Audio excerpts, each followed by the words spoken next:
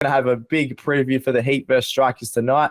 Back at Carrara Stadium, the Heat's second home ground. They did pretty well to pack that out the other night. Hopefully they can do the same again.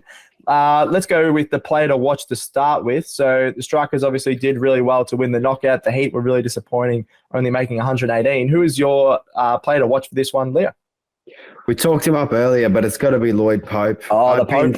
Been so impressed with him coming into this team. I think I saw somewhere on New Year's he wasn't on a Big Bash list, and now he's, playing in finals, and not only playing, but dominating, really. Yeah. What I like about him is he threatens both edges of the bat. So he's always bringing the stumps into play with his wrong end, but he's also making batsmen guess with the one that goes away and their outside edge as well.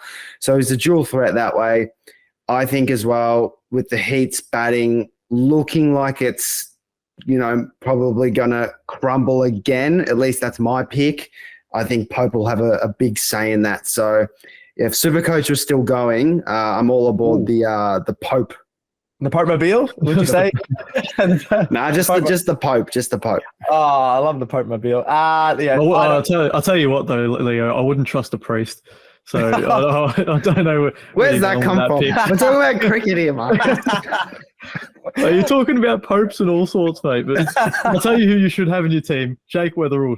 With the bat, he's just been great since coming back into the team, hasn't he? He's got 194 runs, average of 48.5, high score of 80, strike rate of 181, which is just ridiculous. And he led the Strikers to a sort of a winnable score against the Scorchers in the final last time out.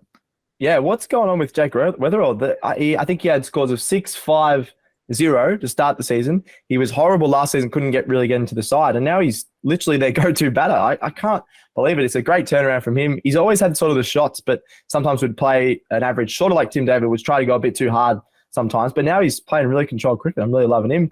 I'm going to talk up the Heat. I've talked up the Heat all season. I don't know why. I might be tipping him later, but this might be just me getting in my own head about loving the Brisbane Heat. But I'm going to talk about Spencer Johnson.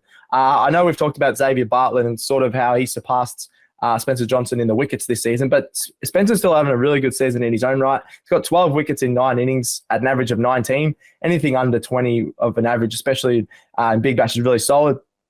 He's got an economy rate of 7 as well. That's really solid, especially when you're getting wicket maidens on the weekend. I feel like he could be the game changer in this one. If he can get, instead of that 2 for 14, which was obviously great across his 4 overs, if he can turn that into 3 or 4 wickets, I feel like the Brisbane Heat will have a big chance. It's going to come down to their bowlers, I think. Like you said, both of you guys said they were really disappointing with the bat, the Heat. So, I think if they're going to win, Spencer Johnson, Nisa, Bartlett are going to have to get a couple of wickets each, but I think this could be the night where Spencer Johnson tears it up and gets a 3 for it at the least. So I'm very excited to watch him again tonight. All right, that's our players to watch. We've got a good spread there. We've got, the Pope. Marcus making weird references. Don't mind it. The predictions. Let's get into it. Leo, who are you picking in the Strikers versus the Heat at Carrara Stadium? I'm tipping the Strikers in this one. I like their batting a little bit more. I think if the Heat were to win this game, we look at the first 2 finals and how they've been won. It's been a team batting first, not even getting, that big of a score, and then their bowlers really restricting them. The Heat have the bowling to do that. So I think if the Heat want to win this game or give themselves the best chance, they've got to bat first. Even if they make 130, they have the bowlers to genuinely defend that. Yep. So I think it's going to be a big onus on who bats first in this one. But overall, I just like the Strikers squad just a little bit better. I think their bowlers are peaking at the right time.